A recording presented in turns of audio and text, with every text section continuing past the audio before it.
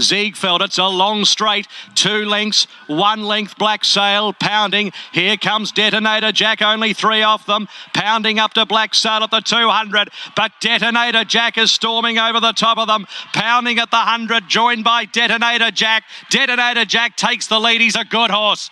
Detonator Jack a neck pounding, 3 lengths, Soci Bond, Black Sail, then Green Fly, Flasher, Extra Elusive.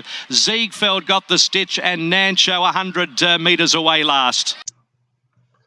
Welcome to ATB TV, ATB Radio. Once again, Darren, everyone loved it last week that we've come back on the mobile phone to do our little segment, and the little intro was another really nice win by Detonator Jack.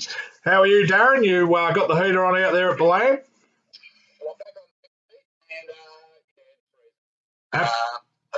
It's 15 degrees and nice, cool easterly blowing, so you wouldn't think we're, 10 days out from Christmas. December the 15th, and we're all got polo necks, bloody jumpers, boots, hats, caps. Yeah, it's ridiculous. But anyway, little teasers on the weekend we've had for the previous 2 weekends of mid-20s, but yeah, poor weather during the week. But anyway, we were warmed up with a lovely win by the Jack, Detonator Jack. I just watched that replay leading in, and gee, it was a long way back. I don't know if there was any nervousness amongst the camp, but H. Coffey knew what he was doing, and when he pushed the button, it was all over in the twinkle of an eye, and even though he didn't win by a big margin, he was never going to lose from the 300-metre mark. It was an outstanding win. Yes, there was a lot of nervous owners in the post-race discussions saying that, why was he so far back? And she left him with a lot to do. And, it was good to see him win. They were all pretty elated.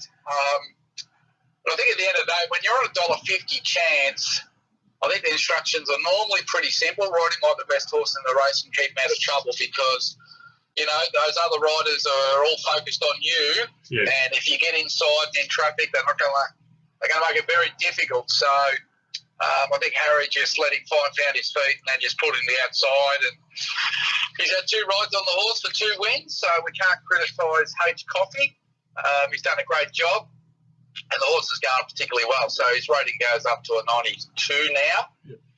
And, he's an exciting horse. And you sort of have to pinch yourself a little bit, Peter, that, he's won 5 out of 7. Yeah, you don't see those records very often, and if you do, it's of the understanding that they're above average, And look, he's done it.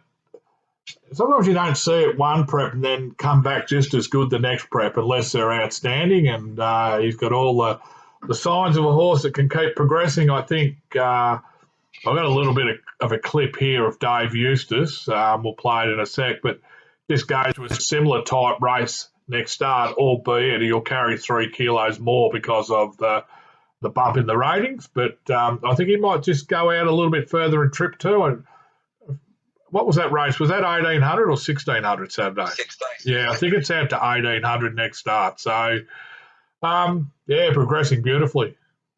Yeah, looking forward to seeing him January 7 at Sandown. That's another benchmark 0 to 100. Yep. We've made it clear all the way through that this horse will be just letting him find his feet, let him go through his grades.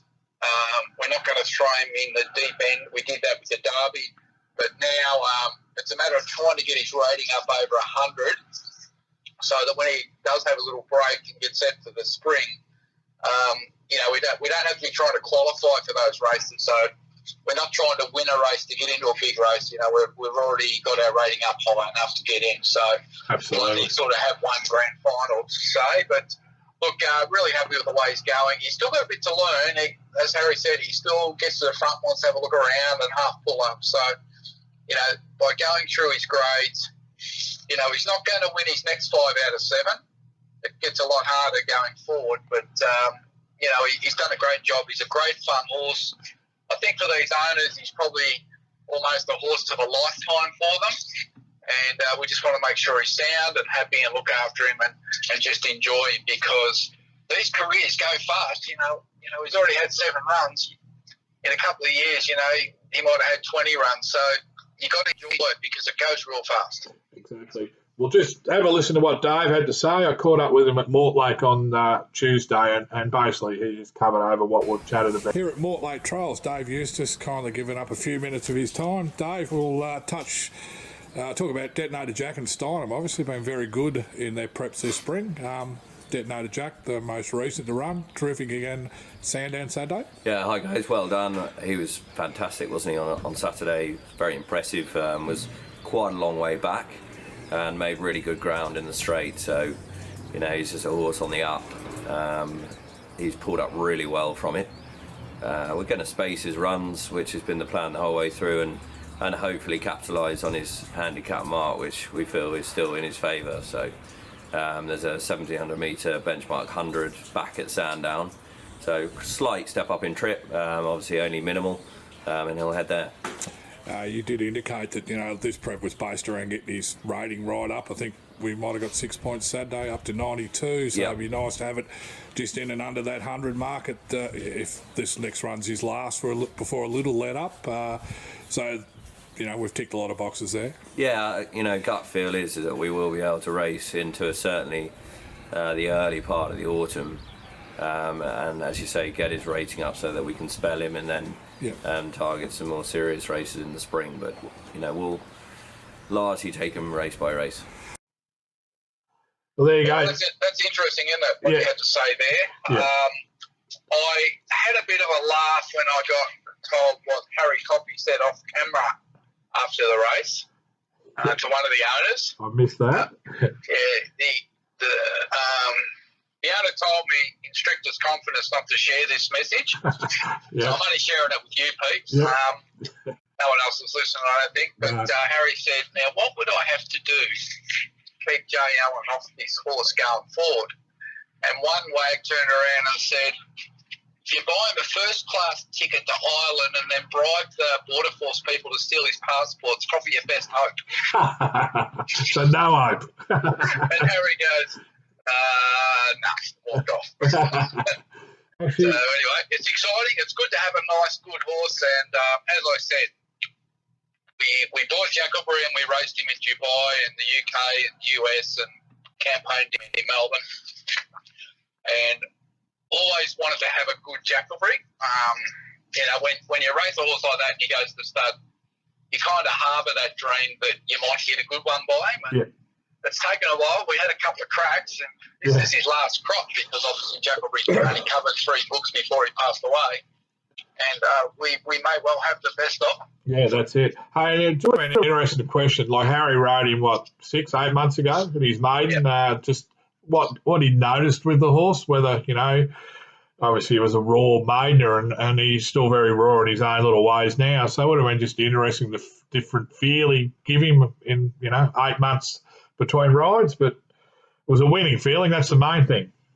Well, if Harry Coffey wasn't such a, mega star jockey personality, we'd be able to get him on the phone. But, we'd have to book him 6 weeks out these days. He's very popular. That's right. We can only get these bum trainers like Dave Eustace on. That kid's back.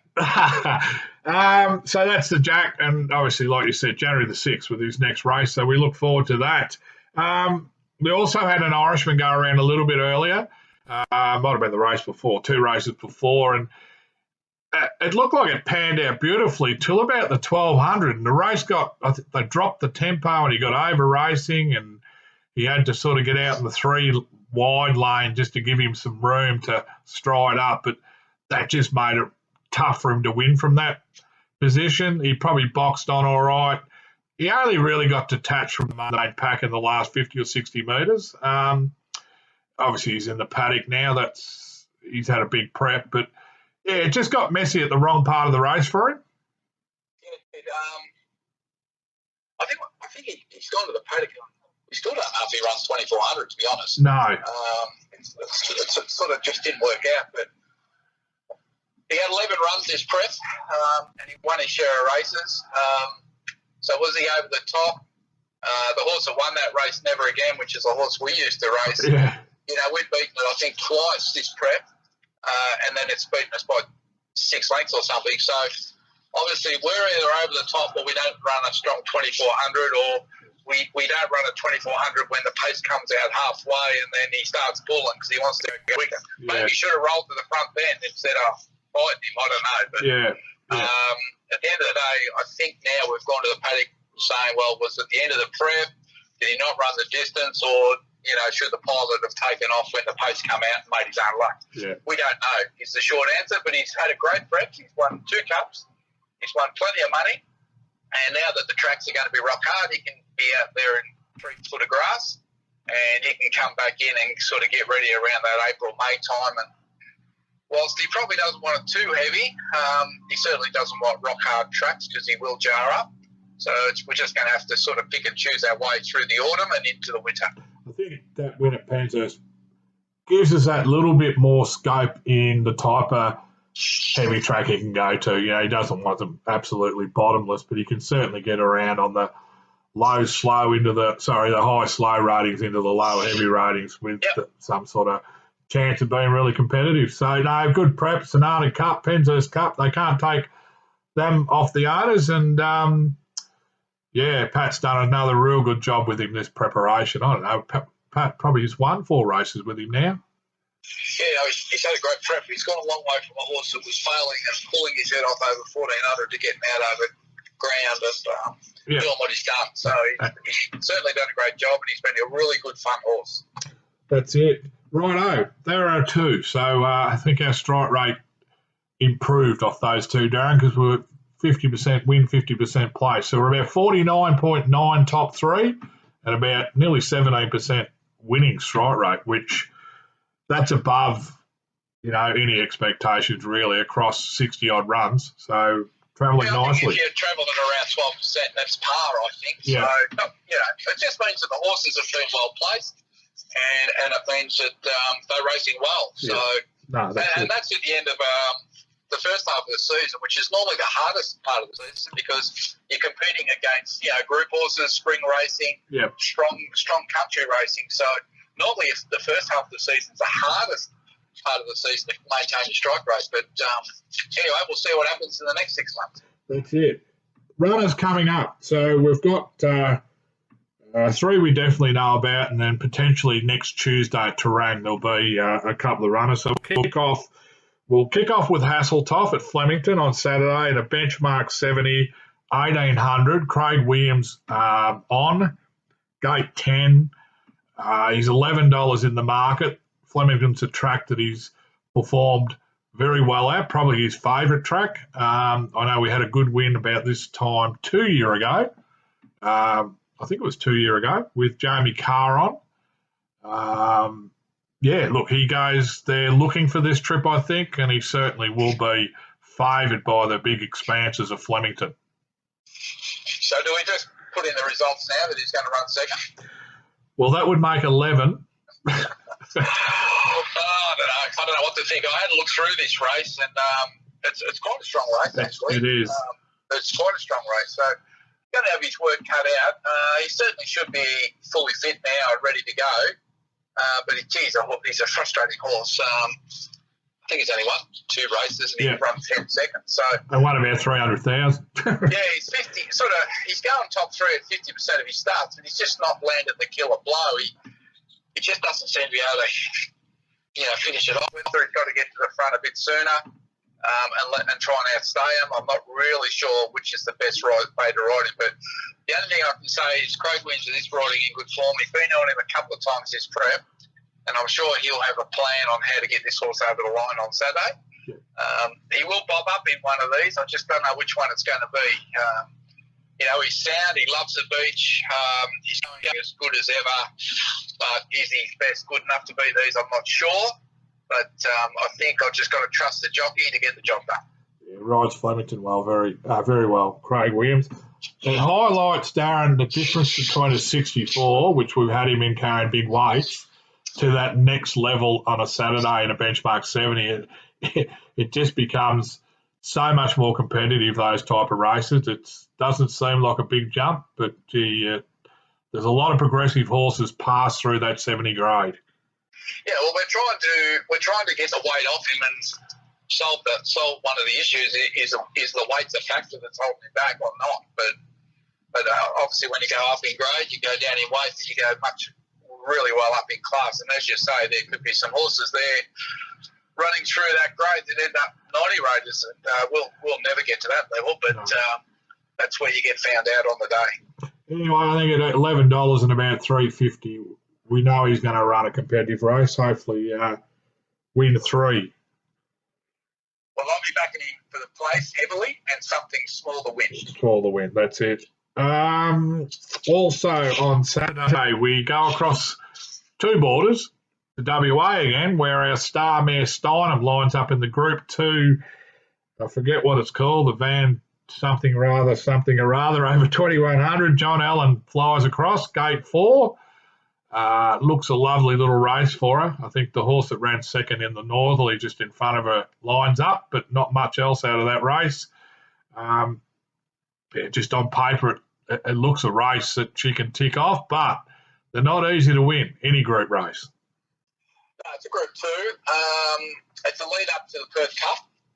So there is some horses there that will go on to the Perth Cup. So they may be more seasoned at the distance than we are. And, we've held that view for a long time that your first go over 2,000 is difficult.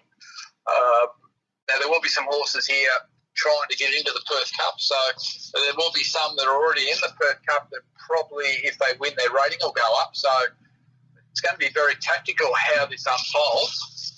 I would have liked personally to seen her draw 7 or 8 than 4, so she was actually on the outside, 3 wide with cover, or 1 out, 1 back in trotting terms, rather than 4. But I see Ironclad's drawn 2.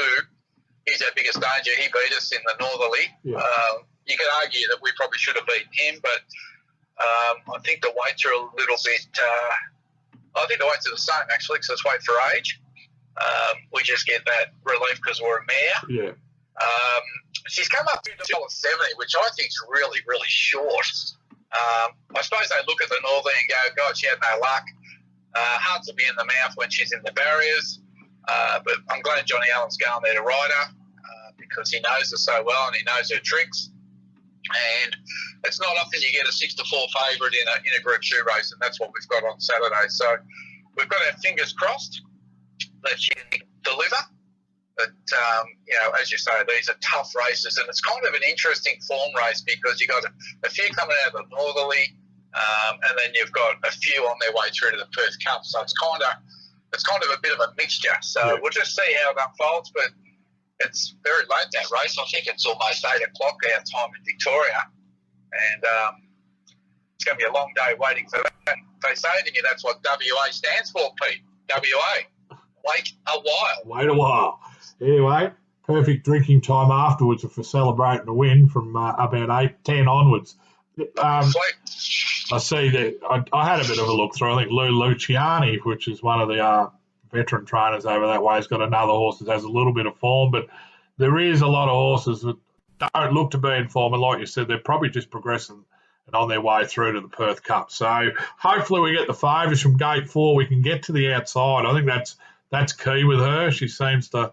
We need to get in the gates, relax. Yeah. Not play up, and we need to jump progressively, and he needs to be able to get her in a nice spot so she can peel out and then hit the line. We're not asking for much. While we're at it, this is what Dave Eustace had to say in the lead-up. I obviously spoke to him at Mortlake last Tuesday.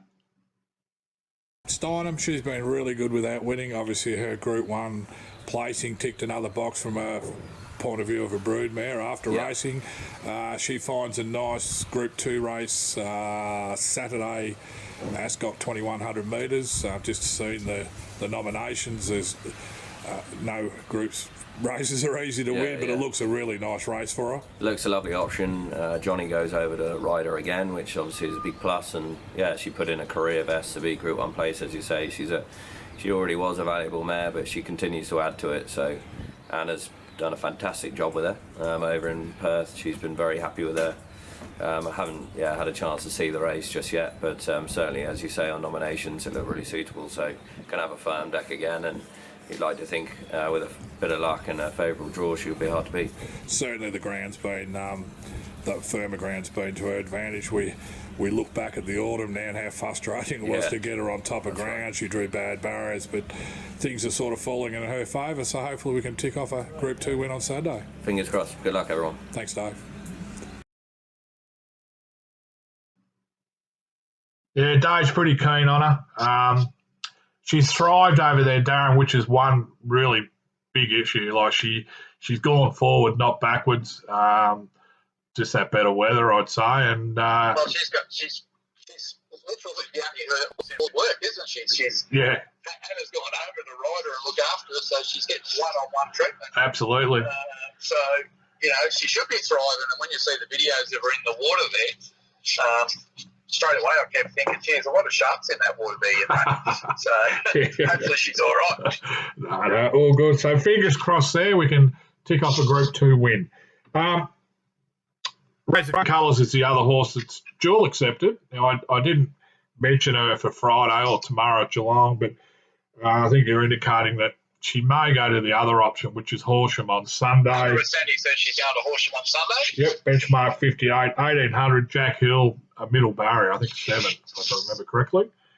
Yep. Looks a nice race for a second up. Very underrated, Jack Hill. You don't know why he doesn't get more opportunities, Pete. He's flying in the country, Jack. He's like that. I probably go back 10 years, but the Brad Warilla and then the Linda Meach and then the Dean Yendall. He's killing them in the bush. Yeah. But, still finds it hard to get recognition, but we'll lose nothing with him on it. One thing's for sure, he'll be trying. He'll be giving it everything to get her over the line. Yeah, he's very, very hungry, Jack. So he loves riding in our colours. Well, he's always asking, when have I got my next ride in those fluoro colours?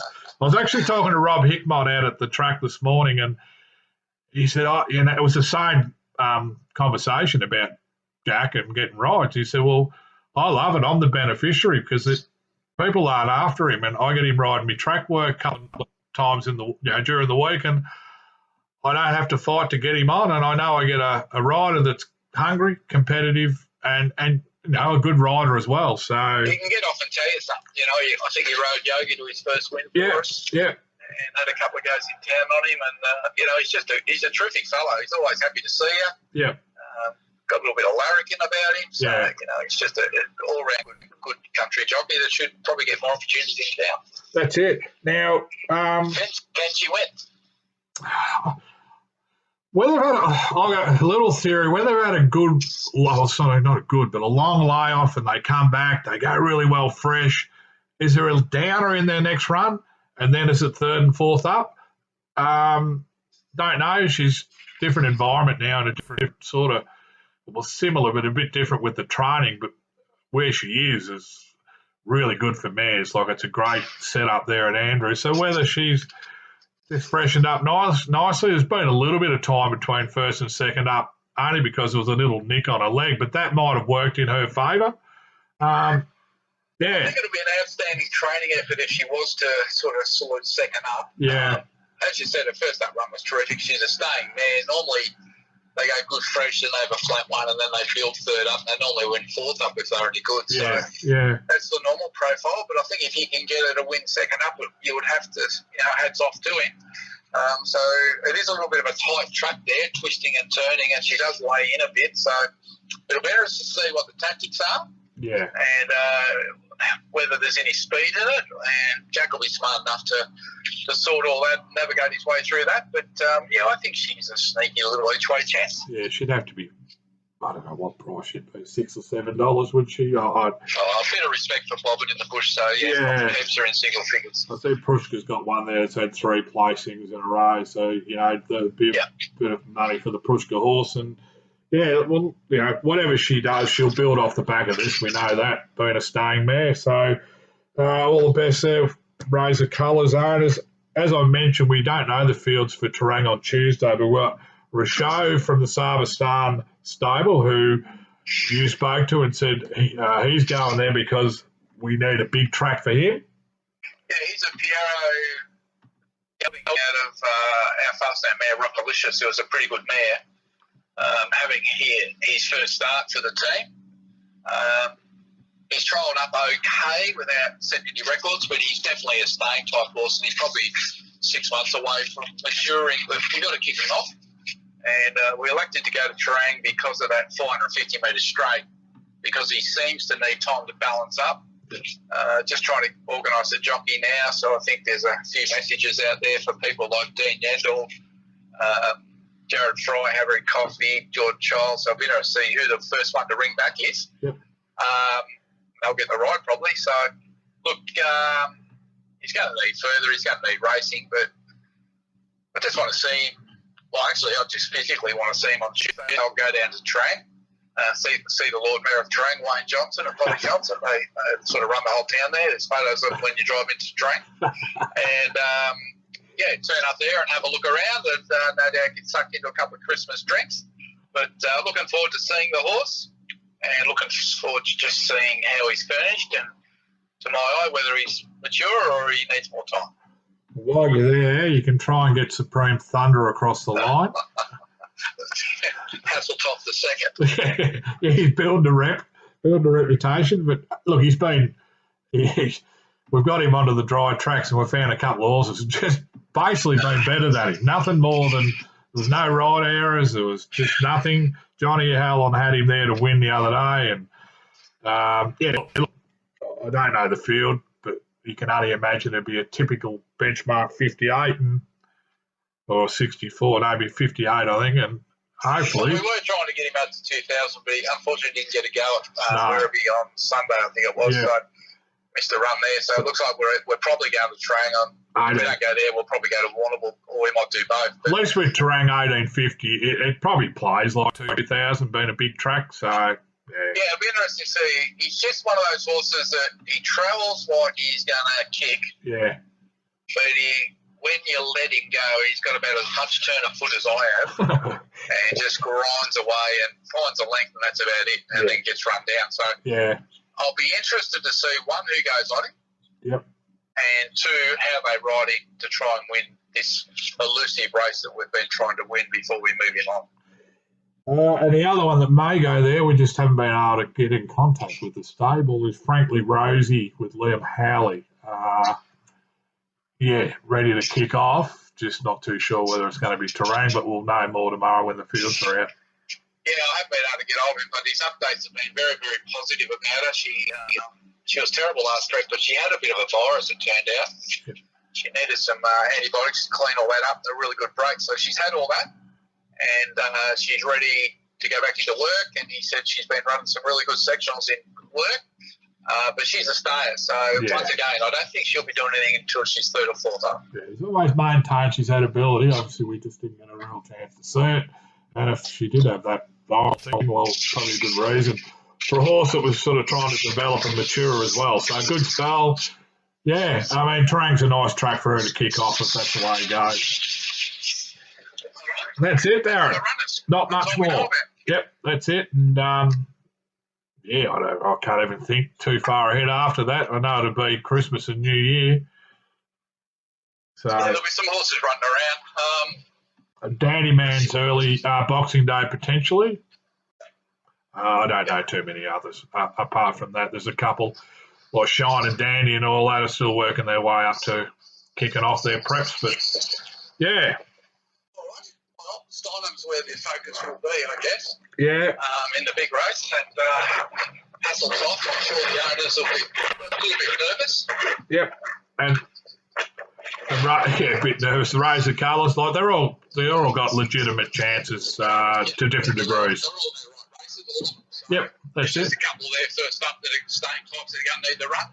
Frankly, Rosie and Racehorse. But the others are all there to sort of probably not a lot of excuses.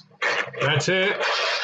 Whereabouts are you at the moment? It's very windy. I've just got out of the car, Pete. I'm just about to hop on the train to go to Melbourne for a meeting at Focus Marsh. It's a bit windy down here. Well, we better let you get your Mikey card out and swipe it. I hope there's some money on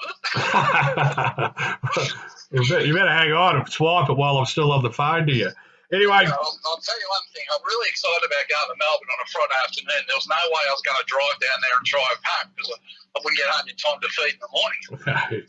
Melbourne full stop's a good place to stay, about an hour and a half away from, I reckon. Exactly.